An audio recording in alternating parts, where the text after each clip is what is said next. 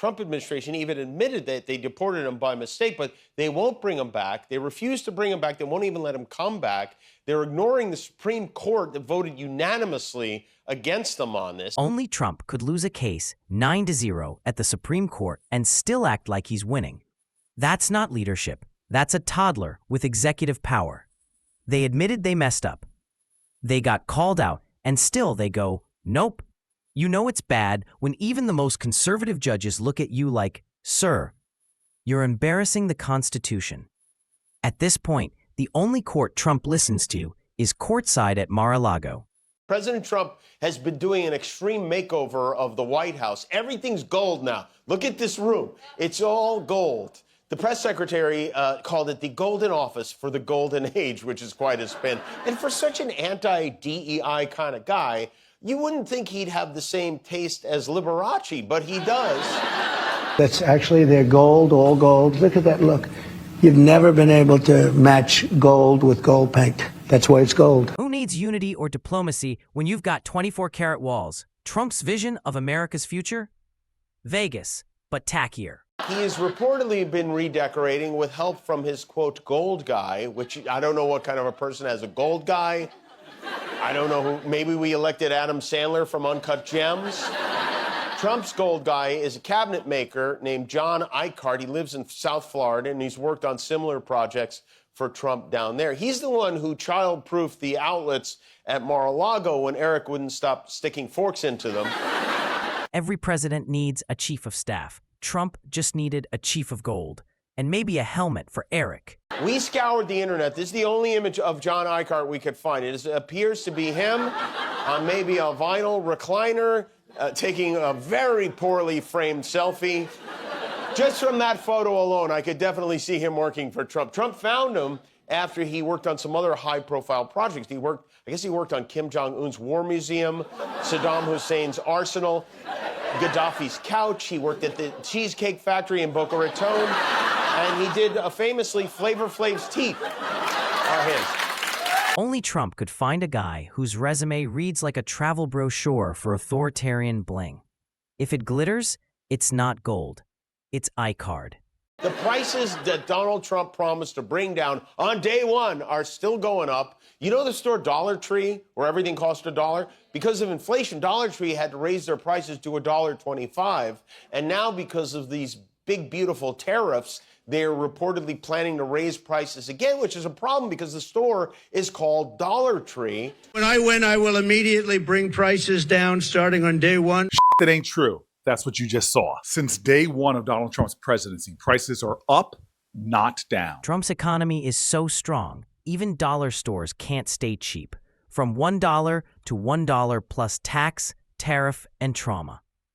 And so now they've even had to make adjustments to their commercials. Tariffs are here, and prices are heading up, up, up. But great savings are here to stay at $2 Tree, only Dollar Tree. Yes, with Trump's tariffs pushing prices sky high, there's no better place than $4 Tree to stretch your shrinking shopping dollar. To be able to open my store, I have to increase the price. It will hit more harder to the buyer, the consumer. It will hurt more people. In Trump's America, even satire can't keep up with inflation. The real economic plan? Turn every dollar into a decimal. And with Trumpflation set to explode, $8 Tree offers great selection at a price you can maybe still afford. So come on down and shop with us at make that $20 Tree. And thanks, Mr. President. You really hit it out of the f***ing park on this one. $50 Tree. Please, help us. No, we'll help. We will help. That's a fact of shoplifting for me. New read on inflation today, and economists say it shows prices jumping higher than expected. The Consumer Price Index report reveals Americans paid a little bit more for everything. We're talking from groceries to cars to gas. From art of the deal to art of the markup, Trump's pricing strategy is now confuse, inflate, repeat. We will no longer be penetrated by foreigners. Our Secretary of Homeland Security, Kristi Noem, has been tackling the crisis at the border in an interesting way. When your border policy sounds like a bad line from a 90s action movie, maybe take a breath. And Kristi Noem, The MAGA cosplay queen is here to save the day, one costume change at a time. Forget Border Patrol. We're doing Border Project Runway. Next up, she stops migrants with a choreographed line dance and a foam cowboy hat. You think, this is a good question. Do you think Donald Trump understands that the story of King Midas is a cautionary tale? It's like everything turned into gold. This sounds fantastic.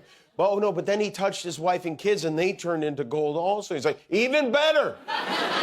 For most people, the Midas touch is a tragedy.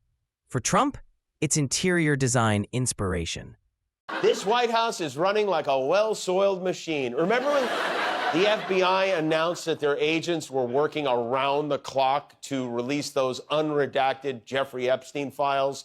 The first set of Jeffrey Epstein files that were unredacted were redacted. So then they said they had agents pulling all-nighters. They were told they're working uninterrupted to make this their #1 priority. Well, that was like 3 weeks ago, and we still haven't seen anything. Trump, as you know, was a good pal of Jeffrey Epstein's, and so he was likely not thrilled to be asked about him during an interview with Fox Noticias en Español.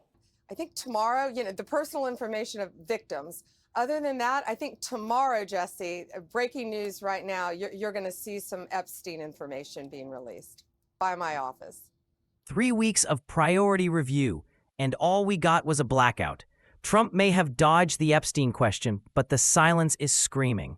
And every morning in my backyard, there's a bird. This has been going on for months. This little bird sits on my pizza oven, and I videotaped it, and attacks its own reflection. Just over and over again, it pecks away at what it thinks is another bird all day, every day. Its bird never learns. So basically, the bird is Tucker Carlson with feathers, attacking ghosts, screaming into nothing, and never once asking, hey, maybe it's me?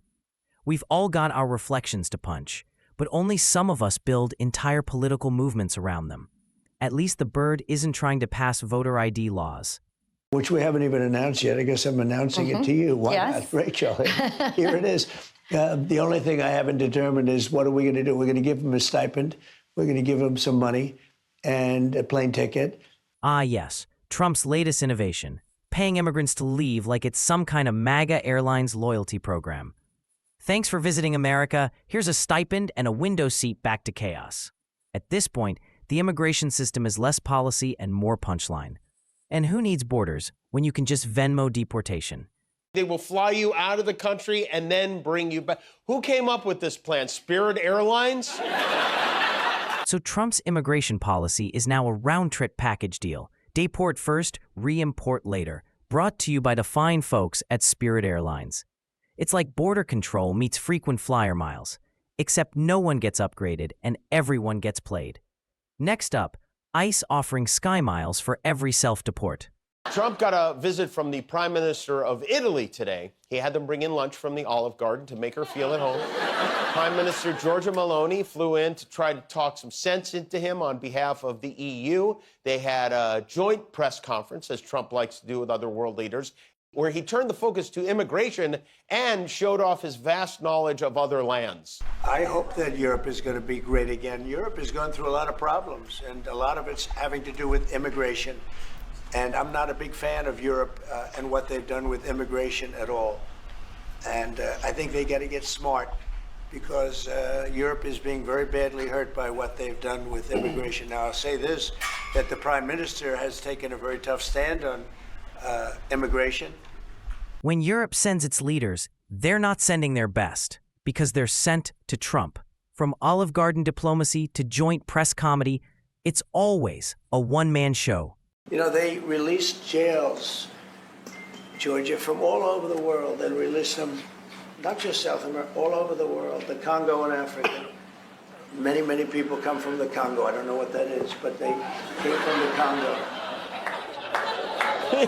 From Congo the country to Congo the dance, Trump's geography just entered its disco phase. You know, Congo, like, come on, shake your body, baby. Do that Congo, No? Congo number 5? When is someone going to show that man a map? The Congo and Africa. Many, many people come from the Congo. I don't know what that is, but they came from the Congo. And all over the world they came in, opened their jails. Venezuela, practically all of their prisoners released into our country. We took them. Trump's geography just moonwalked from a press briefing straight into a Latin nightclub.